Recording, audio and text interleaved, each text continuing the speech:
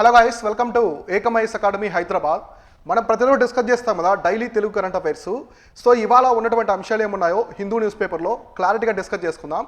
So ప్రతి ఒక్క current event టాపిక్లో నేను కాన్సెప్టువల్ నాలెడ్జ్, ఫ్యాక్ట్స్ రెండు క్లబ్ చేసి మీకు ఎక్స్ప్లెయిన్ చేస్తాను. సో దీనివల్ల ఏమవుతుందంటే యూపీఎస్సీ దగ్గర నుంచి మీకు ప్రతి ఒక్క కాంపిటేటివ్ ఎగ్జామినేషన్స్కి ఇవి చాలా వరకు హెల్ప్ అవుతాయి. సో ఒక టాపిక్ తీసుకొని అది ఎందుకు వార్తల్లో ఉంది, సో దానికి సంబంధించిన బ్యాక్గ్రౌండ్ హిస్టరీ కావచ్చు, దాని యొక్క ఫ్యూచర్ ప్రిడిక్షన్స్ ఏ విధంగా ఉన్నాయి, సో ప్రతి ఒక్కటి కూడా క్లారిటీగా ఎక్స్ప్లెయిన్ చేస్తాను కాబట్టి ఇవన్నీ కూడా క్లియర్గా నోట్ చేసుకోండి. సో ఇవాళ వచ్చేసి మనకి 26th ఏప్రిల్కి సంబంధించిన ఈవెంట్స్ అనేవి చూద్దాం.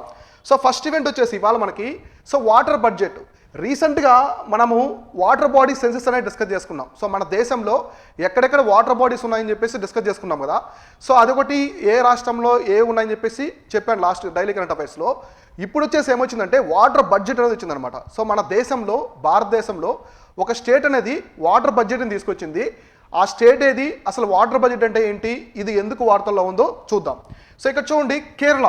So Kerala became the first state to adopt the water budget as a solution to water scarcity during the summer months to ensure equitable water distribution. So water budget అంటే ఏంటి, మామూలుగా మనకు బడ్జెట్ అంటే ఏంటి, మన ఎక్స్పెన్సెస్ కావచ్చు, మనకు వచ్చే ఆదాయము ఖర్చులు రెండు బ్యాలెన్స్ చేసుకుంటూ ఉంటారు అనమాట. దాన్ని బడ్జెట్ అంటూ ఉంటాం కదా. ఇక్కడ కూడా ఎగ్జాక్ట్లీ వాటర్ బడ్జెట్ అంటే సమ్మరు. సో ఈ వేసవి కాలంలో వాటర్ స్కార్సిటీ, నీటి కొరతను మనం ఎలా నీటి కొరత లేకుండా ఎలా కాపాడుకోవాలి, వాటర్ అనేది ఎలా కన్జర్వేషన్ చేసుకోవాలి, దీని యొక్క మెయిన్ థీమ్ అనమాట. సో అందుకోసమే మన దేశంలో మొట్టమొదటిసారిగా కేరళ అనేది ఈ వాటర్ బడ్జెట్ని తీసుకొచ్చింది. తర్వాత a water budget is a tool used to manage water resources by estimating total. So ఇక్కడ చూడండి, estimating the total amount of water available in the region and the amount of water usage by the different sectors. So ఈ water budget అనేది ఏం చెప్తారంటే, ఇప్పుడు ఒక reason తీసుకున్నారు. So for example వచ్చేసి ఒక రీజన్ తీసుకున్నారు. సో ఈ రీజన్లో వచ్చేసి కంప్లీట్గా ఇక్కడ వాటర్ ఎంత పర్సెంటేజ్ ఆఫ్ వాటర్ ఉంది, సో ఎంత పర్సెంట్ ఆఫ్ వాటర్ అనేది యూజ్ చేస్తున్నారు. సో ఈ రెండింటికి మధ్య చూస్తారనమాట. సో మొత్తం ఎంత వాటర్ కెపాసిటీ ఉంది, అన్ని సెక్టార్స్ కాదు ఎంత వాటర్ యూజ్ చేసుకుంటున్నాయి, ఈ రెండింటిని టాలీ చేస్తారు. సో టాలీ చేయడం వల్ల వాటర్ ఎక్కువగా ఉందా లేదా తక్కువగా ఉందని చెప్పేసి మన అవసరాలకి తెలుస్తుంది అనమాట. సో దీని ద్వారా ఏమవుతుంది, వాటర్ వేస్టేజ్ అనేది జరగకుండా కరెక్ట్గా వాళ్ళకి వాటర్ ఎంతవరకు అవసరం అంతవరకు యూజ్ చేసుకుంటారు. సో రాబోయే రోజుల్లో వాటర్ స్కార్సిటీ అనేది లేకుండా చూస్తారనమాట. ఇది ఒక గొప్ప నిర్ణయంగా చెప్పుకోవచ్చు. మన దేశంలో మొట్టమొదటిసారి కేరళ అయితే తీసుకొచ్చింది ఈ వాటర్ బడ్జెట్కి సంబంధించి. సో నెక్స్ట్ అసలు దీని యొక్క మెయిన్ అడ్వాంటేజెస్ ఏమున్నాయి, వాటర్ బడ్జెట్ తీసుకురావడం వల్ల ఎటువంటి అడ్వాంటేజెస్ అనేవి ఇక్కడ ఉంటాయంటే చూడండి, it helps in making informed the decision about the water use. So ఇందాక నేను చెప్పినట్టుగా వాటర్ మనకి ఏ సెక్టార్కి ఎంత వాటర్ అనేది అవసరం, ఎంతవరకు నీరు అనేది అవసరమో క్లారిటీగా తెలుస్తుంది. సో తర్వాత it helps identifying the areas of water scarcity. So ఎటువంటి ప్రాంతాల్లో నీటి కొరత అనేది ఎక్కువగా ఉందో కూడా తెలుస్తుంది. తర్వాత వచ్చేసి it helps developing strategies for the equitable water distribution. So ఏ ప్రాంతాలకి ఎంతెంత ఈక్వల్గా సమానంగా వాటర్ ఫెసిలిటీ ఇవ్వాలని చెప్పి కూడా తెలుస్తుంది అనమాట. సో తర్వాత ఫైనల్గా వచ్చేసి it create awareness adopting proper water use and avoiding wastage. So ప్రతి ఒక్కరిలో కూడా వాటర్ బడ్జెట్ అనేది ఉండడం వల్ల ప్రతి ఒక్కరిలో మనం ఎంతవరకు వాటర్ని యూటిలైజ్ చేసుకోవాలి, ఎంతవరకు అవసరమో అంతవరకు తీసుకోవాలి, వాటర్ యూసేజ్ గురించి కూడా, సో ఎంతవరకు వాటర్ అనేది వేస్ట్ అవుతున్నాయో దాని యొక్క పరిణామాలు ఏ విధంగా ఉంటాయో కూడా ప్రతి ఒక్కరికి తెలుస్తుంది అనమాట. ఇటువంటి అవేర్నెస్ కూడా తీసుకొస్తుంది. సో ఓవరాల్గా ఇది ఏ స్టేట్ తీసుకొచ్చిందంటే మనకు వచ్చేసి కేరళ. సో కేరళ స్టేట్ అనేది మన దేశంలో మొట్టమొదటిసారి ఫస్ట్ టైం ఇండియాలో వచ్చేసి ఫస్ట్ స్టేట్ కేరళలో ఈ విధంగా వాటర్ బడ్జెట్ తీసుకురావడం మన దేశంలో. సో ఇది క్లారిటీగా గుర్తుపెట్టుకోండి, చాలా important. Ecology and environment and ecology పరంగా ఇట్లాంటి కరెంట్ ఈవెంట్స్ ఎక్కువగా యూపీఎస్సీలో ఫోకస్ చేస్తూ ఉంటారు. సో నెక్స్ట్ ఈవెంట్ వచ్చేసి Gandhi Sagar wild life sanctuary. Gandhi Sagar wild life sanctuary అనేది న్యూస్లో వచ్చింది. అసలు ఎందుకు ఇది వార్తల్లో ఉంది, ఈ కాన్సెప్ట్ అనేది ఎందుకు వార్తల్లో ఉంది, దానికి సంబంధించిన హిస్టరీ కావచ్చు, జాగ్రఫీ పరంగా మొత్తం ఇప్పుడు మనం డిస్కస్ చేసుకుందాం. సో ఫస్ట్ చూడండి, Gandhi Sagar wild life sanctuary be developed as a second home for cheetahs in the coming years. So ఇది వార్తలో ఉందన్నమాట. సో ఇదంతా కూడా వార్తలో ఉంది కాబట్టి మనం డిస్కస్ చేసుకున్నాం ఇది. సో ఇది వచ్చేసి సెకండ్ హోమ్ అనమాట. మనము నమీబియా, ఆఫ్రికా దేశం అనేటువంటి నమీబియా నుంచి, సౌత్ ఆఫ్రికా నుంచి చీతాలను తీసుకొచ్చాము కదా. తీసుకొచ్చిన తర్వాత వీటంటి కూడా మనం ఎక్కడ పెట్టాము, మధ్యప్రదేశ్లోని కునో నేషనల్ పార్క్లో పెట్టాం. సో మధ్యప్రదేశ్లోని Kuno national park. So Kuno national park ఎక్కడ ఉందంటే మనకి మధ్యప్రదేశ్ రాష్ట్రంలో ఉంటుంది. సో మధ్యప్రదేశ్ రాష్ట్రంలోని కునో నేషనల్ పార్క్లో అయితే ఈ చీతాలు మొత్తాన్ని కూడా అక్కడ పెట్టేసి వాటికి ఆరోగ్యం పరంగా ఆ ఎన్విరాన్మెంట్ పరంగా వాటికి సెట్ అవుతున్నాయి అని చెప్పేసి ఒక ట్రయల్ రన్ చేశాము. సక్సెస్ అయింది. ఖచ్చితంగా అవన్నీ సక్సెస్ అయ్యాయి కాబట్టి రిమైనింగ్ మనం సౌత్ ఆఫ్రికా నుంచి కూడా చీతాలు తీసుకొచ్చాం. ఇప్పుడు అన్నీ ఒకే ప్లేస్లో కాకుండా ఇంకొక హోమ్ కూడా చూడాలి. సో వాటికి ఇంకొక హోమ్ కూడా చూసారు చీతాస్కి. అదేంటంటే Gandhi Sagar wild life sanctuary. ఇది సెకండ్ హోమ్గా చీతాస్కి ట్రీట్ చేస్తున్నారు మన ఇండియాలో. సో ఇప్పుడు ఇదంతా వార్తలో ఉంది కాబట్టి డిస్కస్ చేసుకున్నాం. అసలు Gandhi Sagar wild life sanctuary అనేది ఎక్కడ ఉంది, దానికి సంబంధించిన హిస్టరీ అనేది ఇప్పుడు మనం చూద్దాం. So Gandhi Sagar wild life sanctuary situate in the north western. So north western Madhya Pradesh. So ఇది ఎక్కడుందంటే మధ్యప్రదేశ్ రాష్ట్రంలోని నార్త్ వెస్టర్న్ ఆగ్నేయ మధ్యప్రదేశ్లో ఉంటుందన్నమాట. So which one of its boundaries running along with the border of Rajasthan. So ఈ Gandhi Sagar wild life sanctuary యొక్క border అనేది రాజస్థాన్తో అటాచ్ అయి ఉంటుంది అనమాట. దాని its sharing border with the state of Rajasthan. So రాజస్థాన్తో బోర్డర్ అనేది షేర్ చేసుకుంటూ ఉంటుంది. So the sanctuary was notified in the 1974. 1974 సంవత్సరంలో ఈ ప్రాంతాన్ని వైల్డ్ లైఫ్ శాంచురీకి అయితే భారత ప్రభుత్వం అనేది గుర్తించింది. సో ఇట్లా ఈ Gandhi Sagar wild life sanctuary ఎక్కడ ఉందంటే మనకి మధ్యప్రదేశ్ రాష్ట్రంలో ఉంటుంది. So okay, wild life sanctuary గురించి చెప్పుకున్నాము. ఇందులో ఇంపార్టెంట్ ట్రీస్ ఏమున్నాయి, ఎనిమల్స్ ఏమున్నాయి, సో ఫ్లోరా అండ్ ఫనా ఏమున్నాయో చూద్దాం. So it was vast expanse lies within the Mandsaur. So Mandsaur and Neemuch districts of the Madhya Pradesh. So ఇక్కడ మాండాసర్ ఒకటి, నీముచ్ అని చెప్పి డిస్ట్రిక్ట్స్ రెండు ఉంటాయన్నమాట మధ్యప్రదేశ్లో. ఆ రెండు డిస్ట్రిక్ట్స్లో ఇది విస్తరించి ఉంటుంది. ఏది Gandhi Sagar wild life sanctuary. So river Chambal ఇచ్చుకోండి, ఇది చాలా చాలా ఇంపార్టెంట్. చంబల్ రివర్ ఉంది కదా, చంబల్ రివర్ అనేది ఈ శాంచురీ గుండా పోతూ ఉంటుంది అనమాట. ఎగ్జాక్ట్లీ ఈ శాంచురీ ఇప్పుడు వచ్చేసి ఇదంతా శాంచురీ అనుకుంటే రివర్ ఎగ్జాక్ట్లీ మిడిల్లో పోతూ ఉంటుంది. ఈ గాంధీ వైల్డ్ లైఫ్ శాంచురీని, గాంధీ సాగర్ వైల్డ్ లైఫ్ శాంచురీని రెండు పార్ట్స్గా చంబల్ రివర్ అనేది డివైడ్ చేస్తూ ఉంటుంది. సో కాబట్టి గుర్తుపెట్టుకోండి, చంబల్ రివర్ అనేది ఎగ్జాక్ట్గా ఈ Gandhi Sagar wild life sanctuary గుండా పోతూ రెండు భాగాలుగా దాన్ని డివైడ్ చేస్తూ ఉంటుంది. తర్వాత the principal tree species found in the Gandhi Sagar wild life sanctuary. So ఈ గాంధీ సాగర్ వైల్డ్ లైఫ్ శాంచురీలో ఇంపార్టెంట్ వృక్ష జాతులు ఏమున్నాయంటే, సో ఇక్కడ చూడండి ఖైరు, సలాయి, కర్దాయి, దావడా, తర్వాత టెండు, సో పలాషు అండ్ ఇది లైక్ ఇవన్నీ కూడా ఈ ట్రీస్ అన్నీ కూడా ఈ గాంధీ సాగర్ వైల్డ్ లైఫ్ శాంచురీలో ఉంటాయి. ఇక్కడ చూడండి టెండు అని చెప్పారు కదా, ఈ టెండు ఆకులతోనే మనకి బీడీలు తయారు చేస్తూ ఉంటారు. సో మన దేశంలో బీడీ కార్మికులు ఉన్నారు కదా, ఈ బీడీలు తయారు చేసే ఒక ఆకులు ఏంటంటే టెండు అనమాట, ఇవి ఒకటి. తర్వాత హెర్బివోర్స్ ఏమున్నాయి, సో ఇక్కడ వచ్చేసి ఎటువంటి ఎనిమల్స్, ఇంపార్టెంట్ ఎనిమల్స్ ఉన్నాయంటే, సో చింకారా, నీల్గాయ ఒకటి, స్పాటెడ్ డీరు, కార్నివర్స్, ఇవన్నీ హెర్బివర్స్ అనమాట. ఇవన్నీ ఏంటి మనకి శాకాహారులు అనమాట. సో గడ్డి ఇవి తింటుంటాయి కదా, మీట్ తినకుండా శాకాహారులు ఏమున్నాయంటే చింకారా, నీల్గా ఒకటి, స్పాటెడ్ డీర్ అంటే మచ్చల జింక, state Animal of Telangana. Next మనకి కార్నివర్స్, సో మాంసాహారులు ఏమున్నాయంటే ఇక్కడ వచ్చేసి ఇండియన్ లిపార్డు. సో మనకి చిరుతుపులు తెలుసు కదా, చిరుతుపులు ఒకటి, స్ట్రిప్డ్ హైనా, సో హైనాస్ ఇక్కడ ఉంటాయన్నమాట. మనం ఎక్కువగా ఆఫ్రికాలో చూస్తూ ఉంటాం హైనాస్ గురించి. మన ఇండియాలో గాంధీ సాగర్ వైల్డ్ లైఫ్ శాంచురీలో హైనాస్ అవి చాలా చాలా ఫేమస్. తర్వాత జాకల్ అని చెప్పేసి, జాకల్ అంటే ఒక నక్క అనమాట. సో గుంట నక్కలాగా ఉంటుంది నక్క, అదొకటి. తర్వాత pound in the good numbers in the reason, ఈ రీజన్లో ఇవి ఉంటాయన్నమాట. సో మాంసాహార జంతువులు అలానే శాకాహార జంతువులు. తర్వాత the reservoir also good population of the crocodiles, fish, utters and the turtles. So ఇక్కడ వాటర్ ఉంది కదా, చంబల్ రివర్ అనేది పోతూ ఉంటుంది కాబట్టి ఆ వాటర్లో కూడా కొన్ని క్రోకోడైల్స్ ఉంటాయి, తాబేళ్ళు ఉంటాయి, తర్వాత మనకి ఫిష్ ఉన్నాయి, అటర్స్ ఉన్నాయి. ఇవన్నీ కూడా ఈ గాంధీ సాగర్ వైల్డ్ లైఫ్ శాంచురీలో అయితే ఉంటాయి. ఇవన్నీ కూడా గుర్తుపెట్టుకోండి. సో నెక్స్ట్ ఈవెంట్ చూద్దాం. సో నెక్స్ట్ ఈవెంట్ వచ్చేసి ఎక్సైజ్ యునోచోస్ 23 అని చెప్పేసి ఒక ఎక్సైజ్ జరుగుతుంది. సో ఇది ఎక్కడ జరుగుతుంది, ఈ ఎక్సైజ్ సంబంధించిన ఇంపార్టెంట్ థింగ్స్ ఏమన్నాయి చూద్దాం.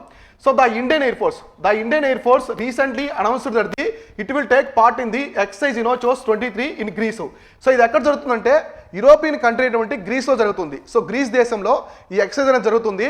అక్కడ ఆ జరిగే ఎక్సైజ్లో ఇండియా తరపున, భారతదేశం తరపున ఇండియన్ ఎయిర్ ఫోర్స్ అనేది పాల్గొందనమాట, ఎక్సైజ్లో పాల్గొంది. సో అసలు ఏంటంటే exercise, it is a annual multinational air exercise hosted by Hellenic air force, the air force of the Greece. So ప్రతి సంవత్సరం కండక్ట్ చేస్తారు. మల్టీనేషనల్ అనమాట, ఇది బైలేటర్ కాదు, రెండు దేశాలు కాదు, చాలా దేశాలు ఇందులో పాల్గొంటాయి.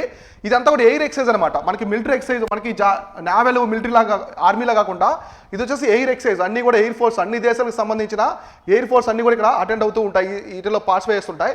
దీన్ని ఎవరు హోస్ట్ చేస్తారంటే ప్రతి సంవత్సరం వచ్చేసి హెలినిక్ ఎయిర్ ఫోర్స్ అని చెప్పేసి ఒక ఫోర్స్ అనమాట. ఇది ఎవరిదంటే మనకి ఇండియన్ ఎయిర్ ఫోర్స్ ఎలా ఉంటుందో అలానే గ్రీస్కి ఇది ఎయిర్ ఫోర్స్ అనమాట. ఏది హెలినిక్ ఎయిర్ ఫోర్స్ అనేది గ్రీస్ దేశానికి సంబంధించింది. ఇది ప్రతి దేశం ఈ ఎక్సైజ్ అనేది కండక్ట్ చేస్తూ ఉంటుంది. ఇప్పుడైతే ఈ ఎక్సైజ్లో ఇండియా తరపున ఎయిర్ ఫోర్స్ అనేది పాల్గొంది. So next it is a based on the single base concept. ఇదంతా కూడా ఒక సింగిల్ బేస్ కాన్సెప్ట్ తీసుకొచ్చారు ఈ ఎక్సైజ్ మొత్తం కూడా. So which means the entire excise take place from a single air base. So మామూలుగా మనకి ఏదైనా ఎయిర్ బేస్ జరుగుతూ ఉంటే చాలా బేసెస్లో ట్రైనింగ్ అనేది జరుగుతూ ఉంటుంది. కానీ ఇక్కడ ఈ ఎక్సర్సైజ్ అయితే ఒకే బేస్ అనమాట, ఒకే ఎయిర్ బేస్లో అన్ని దేశాలు పాల్గొని అక్కడ సైనిక విన్యాసాలాగా ఎయిర్ ఫోర్స్ విన్యాసాలన్నీ కూడా చేస్తూ ఉంటారు. ఇది గ్రీసు, యూరోపియన్ కంట్రీ నుండి గ్రీస్ దేశంలో జరుగుతుంది, క్లారిటీగా గుర్తుపెట్టుకోండి. సో నెక్స్ట్ ఈవెంట్ వచ్చేసి ఆపరేషన్ కావేరీ.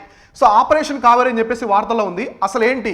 సో చాలామంది కావేరీ అంటే కావేరీ రివర్ గురించి అనుకుంటారు, కానీ అది కాదనమాట. ఇది న్యూస్లో ఏమొచ్చిందంటే India recently launched the operation Kaveri to evacuate nations from the conflict zone Sudan. So రీసెంట్గా మనం చెప్పుకున్నాం కదా, సూడాన్ దేశంలో మిలిటరీకి, ఆర్మీకి, పారామిలిటరీ ఫోర్సెస్కి మధ్య యుద్ధం లాంటి వాతావరణం జరుగుతుంది. అక్కడ మన కర్ణాటక రాష్ట్రానికి సంబంధించినటువంటి హక్కీ పిక్కీ ట్రైబ్ కమ్యూనిటీ అందరూ కూడా చిక్కుపోయారు అనమాట. సో ఆ వివాదంలో చిక్కుపోయారు. మన ఇండియన్ నేషనల్స్, మన ఇండియన్ భారతీయ పౌరులు కూడా చాలా మంది అక్కడ చిక్కుపోయారు కదా, వాళ్ళని ఎవాక్యుయేట్ చేయడానికి ఈ ఆపరేషన్ కావేరీ అని చెప్పేసి భారత ప్రభుత్వం అయితే తీసుకొచ్చింది అనమాట. సో ఇక్కడ చూడండి, it is rescue operation being carried out by the Indian government to bring back Indian citizens stranded in the Sudan. So సూడాన్లో చిక్కున్న భారతీయ పౌరులందరినీ తీసుకురావాలి అనే ఒక దృఢ సంకల్పంతో భారతదేశం అనేది ఈ ఆపరేషన్ కావేరీ అనే దాన్ని లాంచ్ చేసింది. So according to the official data the number of Indian Sudan around the 4000. So okay, ఈ సూడాన్లో మొత్తం ఎంతమంది ఉన్నారు? భారతీయ పౌరులు వచ్చేసి మొత్తం 4000 మందికి పైగా ఇక్కడ ఉన్నారన్నమాట. సో తర్వాత as a part of the operation 2 C-130 air crafts and the navy ships ISN Sumedha is one of the stand to evacuate stand in Indians. So వాళ్ళని వేటలు తీసుకొస్తున్నారంటే మన భారతదేశానికి సంబంధించిన C-130 అని చెప్పేసి 2 ఏరోప్లాన్స్ అయితే వెళ్తున్నాయి. తర్వాత INS సుమేధ అని చెప్పేసి ఒక నేవీ షిప్ కూడా వెళ్తుందన్నమాట.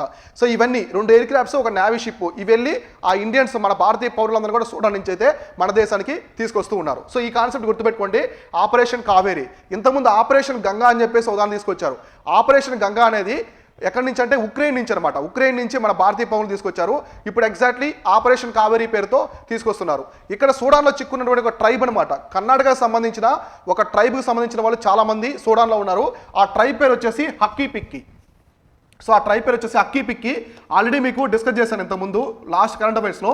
హక్కీ పిక్కీ ట్రైబల్ కమ్యూనిటీ వాళ్ళు ఇక్కడ ఇరుక్కుపోయి ఉన్నారు అనమాట చాలామంది, ఈ హక్కీ పిక్కీ. సో హక్కీ పిక్కీ అంటే బర్డ్ క్యాచెస్ అనమాట, పక్షులను పట్టుకుంటూ ఉంటారు కదా, కౌజు పిట్టలు ఇట్లాంటివి. సో వాళ్ళని ఆ ట్రైబల్ కమ్యూనిటీ హక్కీ పిక్కీ అంటారు. వీళ్ళు కర్ణాటక రాష్ట్రానికి సంబంధించిన వాళ్ళు సూడాన్లో చాలామంది ఇరుక్కుపోయారు అనమాట. వాళ్ళందరినీ ఇప్పుడు ఆపరేషన్ కావేరీ పేరుతో తీసుకొస్తున్నారు. సో నెక్స్ట్ ఇప్పుడు మనము సూడాన్ గురించి చెప్పుకున్నాం. సో వార్తల్లో సూడాను ఉంది కాబట్టి ఆ ఆపరేషన్ కావేరీ గురించి చెప్పుకున్నాం. అసలు సూడాన్ కంట్రీ గురించి కూడా ఒకసారి క్లారిటీగా మనం డిస్కస్ చేసుకున్నామంటే ఎగ్జామినేషన్లో ఎలాంటి ప్రశ్న వచ్చినా కూడా మనం దాన్ని ఆన్సర్ చేసే ఎబిలిటీని నేను మీలో క్రియేట్ చేస్తాను. ఇప్పుడు సూడాన్ గురించి చూద్దాం. It is located in the north western Africa. Sudan ఏ కాంటినెంట్లో ఉంటుంది? సో ఇది ఎగ్జాక్ట్లీ మనకి నార్త్ ఈస్ట్ ఆఫ్రికాలో ఉంటుంది, ఈశాన్య ఆఫ్రికా కాంటినెంట్లో ఉంటుంది. So it is bounded by the north by Egypt. So ఉత్తర వైపు ఈజిప్ట్ దేశంతో బోర్డర్ అనేది షేర్ చేసుకుంటూ ఉంటుంది. సో ఆన్ ది ఈస్ట్ వచ్చేసి రెడ్ సీ. సో మనకి రెడ్ సీ ఉంది కదా, ఎర్ర సముద్రంతో, తర్వాత ఎరిట్రియా కంట్రీ ఒకటి, తర్వాత ఇథియోపియా. సో ఉత్తరం వైపు ఈ దేశాలతో బోర్డర్, తూర్పు వైపు సో ఈస్ట్ వైపు వచ్చేసి రెడ్ సీ, ఎర్ర సముద్రము, ఎరిట్రియా, ఇథియోపియాతో బోర్డర్ షేర్ చేసుకుంటుంది. ఆన్ ది సౌత్ సైడ్ వచ్చేసి సౌత్ సూడాన్తో బోర్డర్ అనేది షేర్ చేసుకుంటూ ఉంటుంది. సో వెస్ట్ సైడ్ వచ్చేసి సెంట్రల్ ఆఫ్రికన్ రిపబ్లిక్ అంటే చాద్ కంట్రీ ఉంది కదా, ఆఫ్రికన్ రిపబ్లిక్ ఒకటి, చాద్, ఈ కంట్రీస్తో బోర్డర్ చేసుకుంటుంది. నార్త్ వెస్ట్ వచ్చేసి లిబియా. సో ఇవి గుర్తుపెట్టుకోండి, ఏ దేశాలతో బోర్డర్ షేర్ చేసుకుంటుంది. సో ఇక్కడ మనకి ఎరిట్రియా కావచ్చు, ఇథియోపియా కావచ్చు, next South Sudan, red sea కావచ్చు, ఈజిప్ట్ కావచ్చు, లిబియా కావచ్చు, ఈ అన్ని దేశాలతో సూడాన్ అనేది బోర్డర్ షేర్ చేసుకుంటూ ఉంటుంది. సో క్యాపిటల్ ఏంటి? క్యాపిటల్ వచ్చేసి ఖార్టూమ్. సో ఖార్టూమ్ అనేది క్యాపిటల్. ఇది ఎందుకు ఫేమస్ అంటే ఖార్టూమ్ వచ్చేసి మనకి ప్రపంచంలోనే లాంగెస్ట్ రివర్ ఉంది కదా, నైల్ రివర్ వచ్చే ముందు అది 2 పాయలుగా ఉంటుంది అనమాట. సో 2 పాయలు ఉంటుంది, ఆ 2 పాయలు కలిసి నైల్ రివర్గా వస్తుంది. సో ఒకటి వచ్చేసి బ్లూ నైలు. సో ఆ నైల్ రివర్ 2 పాయలుగా ఉంటుంది, ఒకటి బ్లూ నైలు, ఇంకోటి వచ్చేసి white Nile. So blue Nile, white Nile, ఈ 2 కూడా ఎగ్జాక్ట్గా ఈ ఖార్టూమ్ ప్లేస్లో కలుస్తాయి అనమాట. బ్లూ నైలు, వైట్ నైలు ఇక్కడ కలుస్తాయి. ఇక్కడ నుంచి నైల్ రివర్గా వస్తుంది ఎగ్జాక్ట్లీ సూడాన్ క్యాపిటల్ దగ్గర. So Sudan is mainly composed vast of the plains plateaus that are drained by the Nile river. So Nile river tributaries. So ఇక్కడ అంతా కూడా మైదానాలు ఎక్కువ ఉంటాయి సూడాన్లో. ఇది ఇక్కడ నైల్ రివర్ యొక్క మైదానాలు ఎక్కువ ఉంటాయి కాబట్టి ప్లాటూస్, పీఠభూములు కూడా ఎక్కువ ఉంటాయి. నైల్ రివర్ వాటి యొక్క ఉపనదులు ఎక్కువ ప్రవహిస్తూ ఉంటాయి. The country is dominated by the Muslims. So ఈ కంట్రీలో ఎక్కువ ఎవరు ఉంటారంటే ముస్లిమ్స్ అనేవాళ్ళు, ముస్లిం కమ్యూనిటీకి సంబంధించిన వాళ్ళు ఎక్కువగా ఉంటారు population. So most of the whom speak the Arabic. So ఇక్కడ ఎక్కువగా అరబిక్ లాంగ్వేజ్ మాట్లాడుతూ ఉంటారు. తర్వాత ఎందుకంటే వాళ్ళకై వాళ్ళు మేము అరబ్స్ అని చెప్పేసి ట్రీట్ చేస్తూ ఉంటారు. సో ఈ విధంగా చూడడానికి సంబంధించి మీకు ఇక్కడ క్లారిటీగా కాన్సెప్ట్ అనేది 360 డిగ్రీస్ కోణాల్లో మీకు ఎక్స్ప్లెయిన్ చేశాను. అంటే ఇప్పుడు చూడడానికి సంబంధించి మీకు ఎలాంటి ప్రశ్న వచ్చినా కూడా మీరు ఆన్సర్ చేసే ఎబిలిటీని నేను ప్రతిరోజు మీకు డైలీ కరెంట్ అఫైర్స్తో క్రియేట్ చేస్తూ ఉంటాను. సో ఇప్పుడు ఆపరేషన్ కావేరీ అని చెప్పుకున్నాము. ఆపరేషన్ కావేరీ ఎందుకు చెప్పుకున్నాం, వార్తలో ఉంది కూడా చెప్పుకున్నాం. సో అది చూడడానికి సంబంధించింది. సో ఇప్పుడు మనం చూడడానికి గురించి కూడా డిస్కస్ చేసుకున్నాం కాబట్టి ఆ టాపిక్ నుంచి కంప్లీట్గా మనం డేటా అనేది తీసుకున్నాం అనమాట. సో ఈ విధంగా. సో నెక్స్ట్ కాన్సెప్ట్ చూద్దాం. సో నెక్స్ట్ కాన్సెప్ట్ వచ్చేసి Jaitapur nuclear power plant. So మన ఇండియాలో కొత్తగా తీసుకొచ్చారు కదా న్యూక్లియర్ పవర్ ప్లాంట్స్, అందులో జైతాపూర్ గురించి వార్తల్లో ఉంది. ఎందుకుందో చూద్దాం. Recently French company Electricite de France, ఇది ఫ్రెంచ్ కంపెనీ అనమాట. ఎలక్ట్రిసైడ్ డి ఫ్రాన్స్ అనేది ఒక ఫ్రాన్స్ దేశానికి సంబంధించిన ఒక కంపెనీ అనమాట. సో ఆ కంపెనీ ఏం చేసిందంటే stated that nuclear liability issues were not resolved for the Jaitapur project. So Jaitapur ప్రాజెక్ట్కి ఈ దేశం కంపెనీ అనేది హెల్ప్ చేస్తుంది. వాళ్ళు ఏం చెప్పారంటే మాకు లైబిలిటీ ఇష్యూస్ అనేవి ఇంకా క్లియర్ కాలేదు అని చెప్పేసి ఇన్ఫార్మ్ చేశారనమాట. సో ఇది వార్తల్లో ఉంది కాబట్టి ఇప్పుడు మనం దాని గురించి చూద్దాం. So Indo French cooperation on the peaceful use of nuclear energy was signed in the 2008. So 2008 సంవత్సరంలో ఈ న్యూక్లియర్ ఎనర్జీని పీస్ఫుల్గా వాడాలి, శాంతి భద్రతలుగా విషయంలో వాడాలని చెప్పేసి ఇండియా ఫ్రాన్స్ అనేది అగ్రిమెంట్ అయితే చేసుకున్నాయి. సో తర్వాత primarily for building the Jaitapur nuclear power plant.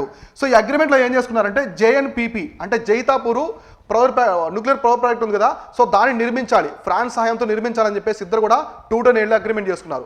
So ఈ జైతాపూర్ ఎక్కడ ఉందంటే మనకి మహారాష్ట్ర. సో మహారాష్ట్ర స్టేట్లో ఉంటుంది జైతాపూర్ యొక్క nuclear power plant. So India has announced the plans to construct 1600 megawatts. So megawatts nuclear power plants at the Jaitapur in Ratnagiri. So Ratnagiri వచ్చేసి one of the district in Maharashtra. So Maharashtra రాష్ట్రంలోని ఒక జిల్లా అనమాట. ఆ ప్రాంతంలో జైతాపూర్ ఉంది.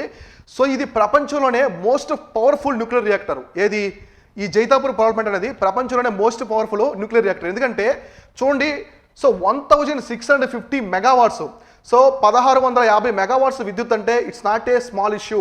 ఇది చిన్న విషయం, ఆషామాషి విషయం కాదు. సో చాలా పెద్దగా ఎక్కువగా విద్యుత్తుని ఇక్కడ ఉత్పత్తి చేస్తున్నారు. అంటే చాలా పెద్ద మొత్తంలో, ప్రపంచంలో ఏ ఒక్క న్యూక్లియర్ ప్లాంట్ కూడా ఇంత పెద్ద మొత్తంలో విద్యుత్తును అయితే చేయలేదన్నమాట. అన్ని పెద్ద యూనిట్స్ అనేది ఇక్కడ ఉన్నాయి. అందుకే జైతాపూర్ అనేది ప్రపంచంలోనే అత్యంత శక్తివంతమైన న్యూక్లియర్ పవర్ ప్లాంట్. సో ఇది ఇంకా కన్స్ట్రక్షన్లో ఉంది, ఇప్పుడు ప్రెజెంట్ ఇంకా ఇనాగ్రేషన్ చేయలేదు. So which could become the nation's largest. So ఇక్కడ చూడండి, largest nuclear power site once completed with the 9900 megawatts capacity. So almost ఇక్కడ ఏం చెప్పారు, సో 1650 మెగావాట్స్ అన్నారు. సో ఇది కానీ కంప్లీట్ అయిందంటే మొత్తం 9900 మెగావాట్స్ కెపాసిటీ విద్యుత్ అయితే ఇది తీసుకొస్తుంది అనమాట. సో అంటే ప్రపంచంలో ఏ ఒక్క న్యూక్లియర్ పవర్ ప్లాంట్ ఒకటి ఇంత పెద్ద మొత్తంలో విద్యుత్ని తీసుకురాలేదు. అందుకే దీన్ని most powerful nuclear power plant అని చెప్పేసి చాలా మంది అంతర్జాతీయంగా కూడా విశ్లేషకులు చెప్తూ ఉన్నారన్నమాట. సో ఇది ఎక్కడ ఉందంటే మనకి మహారాష్ట్ర రాష్ట్రంలోని రత్నగిరి జిల్లాలో ఉంటుంది. సో ఇట్లా. సో నెక్స్ట్ కాన్సెప్ట్ వచ్చేసి guided bomb. So guided bomb అని చెప్పేసి వార్తల్లో ఉంది. అసలు ఏంటి ఈ గైడెడ్ బాంబ్ అంటే ఏంటి, మన పాత బాంబుకి కన్వెన్షనల్ బాంబుకి ఈ గైడ్ బాంబు మధ్య భేదాలు ఏమున్నాయి, డిఫరెన్స్ ఏముందో కూడా చూద్దాం. So the Ukraine government has reported an increase in the number of guided bomb attacks carried out by the Russian force. So Ukraine ఏం చెప్పిందంటే, ఇప్పుడు ఉక్రెయిన్కి రష్యాకి మధ్య యుద్ధం జరుగుతుంది కదా. సో ఉక్రెయిన్ వాళ్ళు ఏం చెప్పారంటే, మా మీద రష్యా వాళ్ళు ఎక్కువగా గైడెడ్ బాంబ్స్ వేస్తున్నారు అని చెప్పారు. సో గైడెడ్ బాంబ్స్ బ్లాస్ట్ చేస్తున్నారు ఉక్రెయిన్ మీద, మా మీద చేస్తున్నారు అని చెప్పేసి రష్యా వాళ్ళు చేస్తున్నారని చెప్పేసి వీళ్ళైతే ఇన్ఫార్మ్ చేస్తారన్నమాట మీడియాకి. సో ఇది న్యూస్లో ఉంది. So Ukraine military experts believe that Russia currently has 2 types of guided bombs. So వీళ్ళు ఏం చెప్పారంటే, రష్యా దగ్గర 2 types ఉన్నాయని చెప్పారు. సో గైడెడ్ బాంబ్స్ అనేవి 2 types ఉన్నాయి. ఈ 2 రకాల బాంబ్స్ని మా మీద వాళ్ళు ప్రయోగిస్తున్నారని చెప్పేసి చెప్పాడు అనమాట. అవేంటంటే శాటిలైట్ గైడెడ్, సో యూప్యాబ్ 1500B అంటారు, ఇది ఒక టైప్ అనమాట. సో ఇవేం చేస్తాయంటే, గైడెడ్ అంటే ఏంటి, దాన్ని ఖచ్చితంగా ఏదో ఒకటి, ఇప్పుడు మనకి గూగుల్ మ్యాప్స్ ఉన్నాయి. సో గూగుల్ మ్యాప్స్ ఒక లొకేషన్కి పోవాలనుకోండి, సో గూగుల్ మ్యాప్ చూసుకుంటూ గైడ్ చేసుకుంటూ పోతాం ఎగ్జాక్ట్లీ లొకేషన్కి. ఈ బాంబు కూడా అంతే అనమాట. సో ఒక టార్గెట్ ఉంది, సో ఇక్కడ నుంచి లాంచ్ చేస్తున్నారు, ఈ పాయింట్ నుంచి లాంచ్ చేస్తున్నారు. సో ఇక్కడ వచ్చేసి టార్గెట్ ఉంది, దీన్ని రీచ్ అవ్వాలంటే ఎగ్జాక్ట్లీ అది గైడ్గా వెళ్ళి దాన్ని హిట్ చేస్తుంది అనమాట. అంటే దేన్ని బేస్ చేసుకొని, శాటిలైట్ని బేస్ చేసుకొని. ఇది ఒక బాంబు. నెక్స్ట్ బాంబు వచ్చేసి high explosive ప్యాబ్ type bomb equipped wings అనమాట. ఇంకో దానికి రెక్కల్లాగా ఉంటుంది, ఆ బాంబుకి వింగ్స్ ఉంటాయి, రెక్కల్లాగా ఉంటుంది, వింగ్స్ టెయిల్ అంటే తోకలాగా ఉంటుంది. ఈ 2 కూడా వెళ్ళి ఎగ్జాక్ట్లీ హిట్ చేస్తాయి అనమాట. ఒకటి శాటిలైట్ బేస్ చేసుకొని, ఇంకోటి వింగ్స్ని అంటే రెక్కల్ లాంటి దాన్ని బేస్ చేసుకొని 2 కూడా టార్గెట్ని అయితే హిట్ చేస్తాయి ఇట్లా. సో నెక్స్ట్ ఈవెంట్ వచ్చేసి ఇండియన్ హ్యాండ్మేడ్ పోర్టల్ అని చెప్పేసి వార్తల్లో ఉంది. హ్యాండ్మేడ్కి సంబంధించి ఇదేంటో చూద్దాం. The ministry of textiles has developed a e-commerce portal for the handicrafts and handloom sector. So మన ఇండియాలో చూడండి, చేనేత కార్మికులు చాలా చేస్తుంటారు. వస్త్రాలు కావచ్చు, చిన్న చిన్న కాటేజ్ ఇండస్ట్రీలో మనకి బొమ్మలు, ఇట్లాంటి కొయ్యి బొమ్మలు ఇట్లాంటి చేస్తుంటారు కదా, వాళ్ళందరికీ మార్కెట్ తీసుకురావాలనే ఉద్దేశంతో ministry of textiles e-commerce website అనమాట. మనకి అమెజాన్, ఫ్లిప్కార్ట్ ఇట్లా ఉంటాయి కదా, మింత్రా, వాటిలో కూడా ఈ ప్రొడక్ట్స్ తీసుకొస్తే వాళ్ళని కూడా డెవలప్ చేసిన విధంగా ఉంటుందని చెప్పేసి మినిస్ట్రీ ఆఫ్ టెక్స్టైల్ అయితే భావిస్తుంది. So it is an authentic Indian loom and handicraft virtual store which artisans weaver will be directly connected buyers through the common platform. So వీళ్ళు ఏం చేస్తున్నారంటే ఒక ఈ ప్లాట్ఫామ్లో క్రియేట్ చేస్తున్నారు. ఎవరు? మినిస్ట్రీ ఆఫ్ టెక్స్టైల్స్ వాళ్ళు అమెజాన్, ఫ్లిప్కార్ట్ లాగా ఒక ఈ-కామర్స్ ప్లాట్ఫామ్ తీసుకొస్తున్నారు. అందులో ఈ హ్యాండిక్రాఫ్ట్ సంబంధించిన అన్ని కూడా వస్తువులు ఉంటాయన్నమాట. సో డైరెక్ట్గా బయర్స్ అక్కడి నుంచి ఆ ప్లాట్ఫామ్ నుంచి బై చేసుకోవచ్చు. సో ఇప్పుడు మాకు ఏదైనా శారీకి సంబంధించి, క్లాత్కి సంబంధించి కావాలి, అక్కడి నుంచి మనము ఆ ఈ-కామర్స్ వెబ్సైట్ నుంచి మనం డైరెక్ట్గా బై చేసుకోవచ్చు అనమాట. So divorce variety of authentic sellers and registers over a portal, namely artisans. So artisans, weavers, producer companies, SHS వీళ్ళు కోఆపరేటివ్ సొసైటీస్. ఇప్పుడు మనం ఏదైనా ప్రోడక్ట్ తయారు చేస్తున్నాము. సో ఇప్పుడు యాపిల్ ఉంది. సో యాపిల్ అనేది ఐఫోన్ రిలీజ్ చేస్తుంది. సో మన ఐఫోన్ తీసుకుంటాము, యాపిల్ యొక్క బ్రాండ్ కాబట్టి. సో ఇక్కడ కూడా ఏం చేస్తారంటే ఒక కళాకారుడు ఉన్నాడు. సో అతనికి మంచి పేరు ఉంది. సో అతని చీరలు నేయడంలో చాలా ఎక్స్పర్ట్ అనుకోండి. అతని పేరు మీద అతను నేయించే చీరలు అనేది ఎక్కువ మంది తీసుకుంటారు కదా. సో కాబట్టి అతని పేరు కూడా అక్కడ ఇంక్లూడ్ చేస్తారు. దానివల్ల ఏమవుతుంది? సో మనం ఖచ్చితంగా అవే తీసుకుంటాం అనమాట. సో ఇప్పుడు బొబ్బిలి వీణ ఉంది. సో నేను వీణ అనేది బై చేయాలనుకున్నాను. సో నాకు బొబ్బిలి వీణ కావాలి. సో ఆ జీ ట్యాగ్ కదా, అది ఖచ్చితంగా ఆ నేమ్తో ఉన్నది కానీ తీసుకుంటా ఉంటాడు. అట్లా కళాకారుల పేర్లు కూడా ఇక్కడ ఈ-కామర్స్ వెబ్సైట్లో ఇంక్లూడ్ చేస్తారు. సో మన ఇండియాలో వచ్చేసి మొత్తం హ్యాండ్లూమ్ సెక్టర్ యొక్క స్టాటిక్స్ చూద్దాం. మన గవర్నమెంట్ రిలీజ్ చేసే రిపోర్ట్లో ఏముంది? గవర్నమెంట్ రిలీజ్ చేసే రిపోర్ట్లో మినిస్ట్రీ ఆఫ్ టెక్స్టైల్స్ రిపోర్ట్లో ఏ విధంగా చూద్దాం. So handloom sector is the second largest employment provider. So మన ఇండియాలో లార్జెస్ట్ ఎంప్లాయ్మెంట్ ప్రొవైడర్ ఏముంది? మన ఇండియాలో వచ్చేసి అగ్రికల్చర్ ఉంది. సో అగ్రికల్చర్ ఎక్కువ ఎంప్లాయ్మెంట్ అనేది ఇస్తుంది. సెకండ్ వచ్చేసి హ్యాండ్లూమ్ సెక్టర్ అనమాట. అగ్రికల్చర్ తర్వాత మన ఇండియాలో ఎక్కువగా ఉద్యోగ కల్పన చేసేటువంటి ఒకే ఒక సెక్టర్ ఏముందంటే సెకండ్ది handloom sector. So this sector contributes nearly 15% of the cloth production in the country and also contributes the export earnings of the country. So మన ఇండియాలో మొత్తము క్లాత్, సో మనం యూజ్ చేసుకునే దుస్తులు ఉన్నాయి కదా, సో ఈ దుస్తులంటిలో 15% ఆఫ్ ది ఈ దుస్తులన్నీ కూడా ఈ హ్యాండ్లూమ్ సెక్టర్ నుంచి తయారవుతూ ఉంటాయి. సో మన దేశం యొక్క ఎక్స్పోర్ట్స్ కూడా, క్లాత్ పరంగా ఎక్స్పోర్ట్స్ కూడా పెరగడానికి కారణం వచ్చేసి ఈ హ్యాండ్లూమ్ సెక్టర్. సో తర్వాత 95% of the world's hand woven fabric comes from India. So ప్రపంచంలో యూజ్ చేసేది, సో మన చేతితో నేస్తారు కదా బట్టలు, చేతితో నేసే బట్టల్లో ప్రపంచంలో ఉన్న 90% బట్టలన్నీ కూడా భారతదేశానికి సంబంధించినవే. భారతదేశానికి సంబంధించినటువంటి దుస్తులే ఉంటాయన్నమాట. హ్యాండ్ వూమెన్ క్లాత్ అన్ని కూడా 95%. సో మొత్తం ఎంత అంటే 100కి 95% భారతదేశానికి సంబంధించినవి ఉంటాయి. తర్వాత infrastructure of 2.4 million looms with the 8 major clusters. చూడండి ఇండియాలో ఎంత పెద్ద మొత్తంలో ఉన్నాయో. మొత్తం మన భారతదేశంలో 8 మెగా క్లస్టర్స్ ఉన్నాయన్నమాట హ్యాండ్ వూమెన్కి సంబంధించినవి. తర్వాత 2.4 మిలియన్ లూమ్స్ అనేవి ఉన్నాయి మన భారతదేశం మొత్తం ఉన్నాయి. అంటే మనం ఏ రాష్ట్రంలోకి వెళ్ళినా కూడా హ్యాండ్ వూమెన్కి సంబంధించిన ప్రాజెక్ట్స్ అనేవి మనకు కనిపిస్తూనే ఉంటాయి. సో అందుకే ఫారినర్స్ మన ఇండియాకి అంతగా అట్రాక్ట్ అవుతారు. ఆ దుస్తులకు కావచ్చు అన్నీ కూడా. ఇప్పుడు కాటన్లో కూడా మనం ప్రొడ్యూస్ చేసే కాటన్ కదా ప్రతి పంట. సో ప్రతిలో కూడా భారతదేశం అనేది లార్జెస్ట్ ప్రొడ్యూసరు. ఎందుకంటే చైనాలో వచ్చేసి ఎక్స్పోర్ట్స్ అనేవి తగ్గిపోయాయి, బ్రెజిల్లో తగ్గిపోయాయి కరువు రావడం వల్ల. ఒక్కసారిగా భారత్కి వచ్చేసి భూమి వచ్చిందనమాట. అందుకే కాటన్ యొక్క ప్రైస్ కూడా ఇంక్రీజ్ అయింది. సో ఇండియా అనేది one of the largest producer of the కాటన్గా ఇప్పుడు ఉందన్నమాట. ఇవన్నీ కూడా చూసుకోండి. సో ప్రపంచంలో ఉన్నటువంటి చేతి ద్వారా నేసే బట్టల్లో ఇండియా అనేది చాలా చాలా ఫేమస్. మొత్తం మోనోపోలీ చేస్తుంది ఇండియా అనేది. 95% కూడా ఒక ఇండియా షేర్ అనేది ఉంటుందన్నమాట. సో ఇది హ్యాండ్లూమ్ సెక్టర్కి సంబంధించిన కంప్లీట్ ఇన్ఫర్మేషన్. సో మీరు ఈ ఇన్ఫర్మేషన్తో వచ్చేసి ఎటువంటి క్వశ్చన్స్ అయినా ఆన్సర్ చేసే ఎబిలిటీని మన టాపిక్స్ అనేవి మీలో క్రియేట్ చేస్తాయి. సో ఇవన్నీ కూడా నోట్ చేసుకోండి. సో ఇవి వచ్చేసి వాటి డైలీ కరెంట్ అఫైర్స్. రేపు ఇంపార్టెంట్ డైలీ కరెంట్స్ ఉంటాయి కదా, హిందూ న్యూస్ పేపర్ నుంచి తీసుకొని ప్రతి ఒక్క టాపిక్ని, దాని యొక్క బ్యాక్గ్రౌండ్ ఏముంది, ఎందుకు వార్తల్లో ఉంది, దాని యొక్క ఫ్యూచర్ ప్రిడిక్షన్స్ ఏమున్నాయి, సో మొత్తం కూడా కాన్సెప్టువల్ నాలెడ్జ్, డీప్ నాలెడ్జ్తో మీకు విత్ ఫ్యాక్ట్స్ కలిపి క్లబ్ చేసి మీకు ఎక్స్ప్లెయిన్ చేస్తాను. కాబట్టి యూపీఎస్సీ దగ్గర నుంచి మీకు అన్ని ఎగ్జామ్స్ క్లారిటీగా అయితే మీకు ఉపయోగపడతాయి. కాబట్టి ప్రతి ఒక్కరు రోజు ఫాలో అవుతూ వీటిని నోట్ చేసుకోండి. ఇవి వచ్చేసి ఇవాల్టి క్లాసు. Thank you all.